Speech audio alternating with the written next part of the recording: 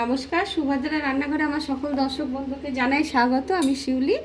আজকে দেখো গরমের দিন একটা স্বাস্থ্যকর রেসিপি নিয়ে এসেছি, ঝিঙে।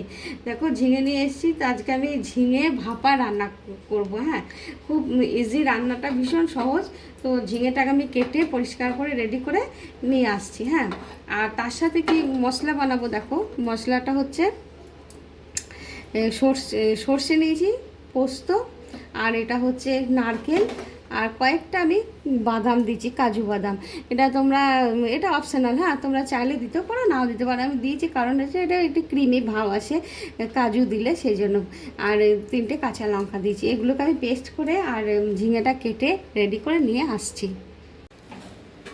দেখো আমি ঝিঙেগুলো কেটে ধুয়ে পরিষ্কার করে রেডি করে নিয়ে চলে এসেছি। এবার আমি কি করব, দেখো গ্যাসের মধ্যে কড়া বসিয়ে দিয়েছি। ঝিঙেটা আমি একটুখানি জাস্ট সতে করে নেব, কারণ ঝিঙে তো খুব জলজলে জিনিস। এবারে একটু সতে করে নিলে কী হবে বলো তো, ওই জলজলে যে ভাবটা সেটা থাকবে না। যার জন্য অল্প করে দেখো আমি 1 চামচ মতো তেল দিলাম। এবারে জাস্ট একটুখানি তো কালো জিরে ফোড়নে দিলাম, দিয়ে এবার এটাকে ঝিঙেগুলো একটু সতে করে নেব। আমি 1 পিঞ্চ মতো হলুদ দিলাম, জাস্ট 1 পিঞ্চ, যেহেতু ভাপা হবে তো বেশি হলুদের প্রয়োজন নেই। দেখো এবার একটু ভাজা ভাজা হয়েই যাচ্ছে। আমি লবণ দিইনি, আর ফ্লেমটা হাই ফ্লেমে রেখেছি, কেন কি না হাই ফ্লেমে না রাখলে না ঝিঙে দিয়ে জল বেরিয়ে যাবে, সেই কারণে হাই ফ্লেমে রেখে একটু সতে করে নিচ্ছি। দেখো আমার সতে করা হয়ে গেছে, এবার আমি গ্যাসটা অফ করে দিচ্ছি। ঠিক আছে, দেখো আমি এই বক্সের মধ্যে ভাপাটা বানাবো, তার জন্য এই বক্সটা নিয়ে নিচ্ছি। আমি বক্সের মধ্যেই যে মশলাটা পেস্ট করে এনেছি, এই মশলাটা আমি দিয়ে দিচ্ছি। পরিমাণ মতো দিয়ে দিলাম, আর লাগবে না আশা করি। এবারে দিচ্ছি লবণ, দিয়ে দিচ্ছি স্বাদ অনুযায়ী লবণ দেব, আর দেবো না। এবার দেবো একটুখানি just Kashmiri red chilli powder, কালারটা যাতে ভালো আসে সেই কারণে। আর 2 চারটে চিনির দানা দেবো। সেই দানাটা অপশনাল, তোমরা চাইলে দিতে পারো, নাও দিতে পারো। তবে দিলে কী হবে বলো তো, দিলে স্বাদটা খুব ভালো হবে। আর এটা হচ্ছে দই, আমি একটু দই দিয়ে দিলাম। এবার এগুলোকে একসাথে ভালো করে মিক্সড করে নিচ্ছি মশলাটা। এবার আমি একটু সর্ষের তেল দিয়ে দিচ্ছি, অল্প করে, বুঝেছো, অল্প করেই দিলাম, আর একটু দেবো। এবার মিক্সড করে দিয়েছি, এবার আমি ঝিঙেটা দিয়ে দেবো। দেখো আমি ঝিঙেটা দিয়ে দিচ্ছি।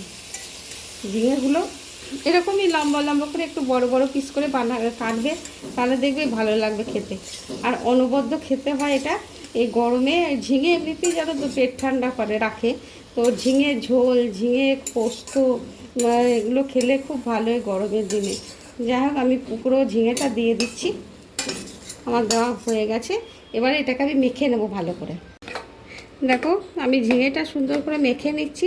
মেখে নিয়ে আমি মিনিট 5 না রেস্টে রেখে দেবো, কি মশলাটা ঝিঙের মধ্যে অ্যাবজর্ব করে নেবে, তাহলে কি হবে তো খেতে খুব ভালো হবে। এবারে আমার মাখা হয়েই গেছে, দেখেছো সুন্দরভাবে। আর আমি কিছু দেবো না, এর মধ্যে একটু তেল দেবো, আর একটু কাঁচা লঙ্কা দেবো। কাঁচা পাকা লঙ্কাটা আমি দিয়ে দিই।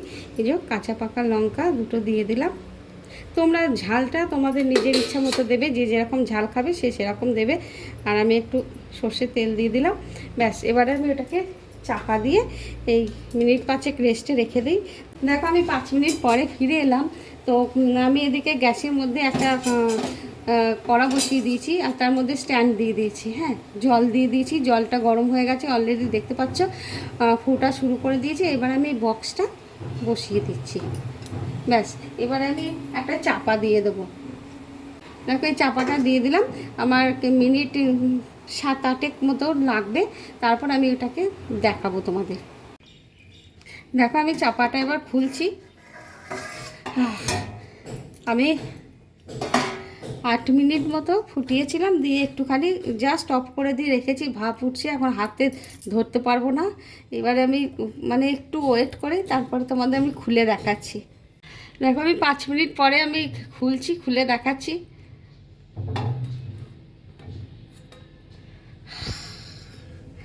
আহা, অসাধারণ হয়েছে দেখতে, দারুণ দারুণ। তোমরা এইভাবে অবশ্যই বানাবে। আহা আহা, দেখো কি ভালো যে হয়েছে কি বলবো। আহা, দাঁড়াও তোমাদের একটু দেখাই ঝিঙেটা, হ্যাঁ কীরকম সিদ্ধ হয়েছে কিনা। একদম দেখো গলে যাচ্ছে, খুব ভালো হয়েছে, অসাধারণ হয়েছে। তোমরা এভাবে অবশ্যই অবশ্যই বানাবে, হ্যাঁ বানিয়ে একবার খাবে, খেয়ে আমাকে জানাবে।